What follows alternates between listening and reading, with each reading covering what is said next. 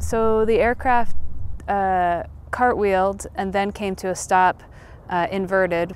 I was hanging upside down, really well secured in my seat, and then staring at a windshield full of water, so it was sort of like being in a submarine. I said I'm a survivor, but then I quickly changed that to I'm not dreaming. But I remember thinking, even if this is a dream, I should go through my egress training, unhook my headset.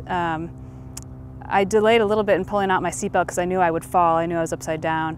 I reached for the door handle on my side and tried to pull that and kick the door from an upside down position, but there was too much water pressure. Then I had the thought that I could see and there was light, so I turned behind me and then I saw that there was a rear passenger window that was already broken that seemed open enough for me to squeeze through.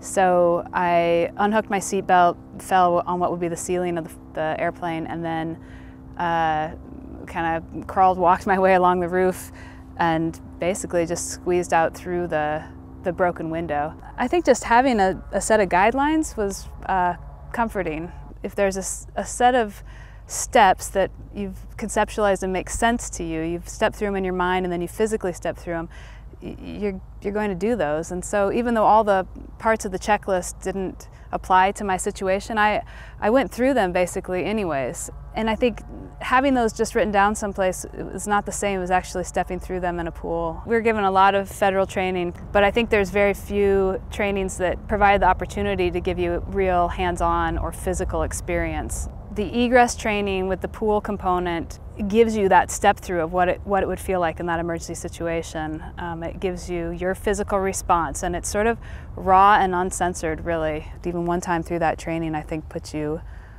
light years ahead of someone who's never felt their way through it. You can think it, but until you actually are upside down and cold and wet, you don't know how you'll respond.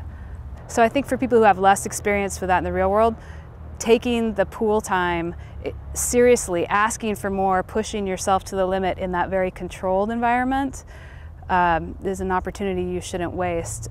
If you are still uncomfortable, then you just have more work to do to get to a place where you're as comfortable as you can be. And I think that just takes a lot of asking and getting whatever you might need to feel as comfortable as you can. I would just encourage people to do as much of the pool time as possible and know how things like the life raft work, know how the door handles and all the exits work. Do it yourself, don't just walk through it, make the pilots show you.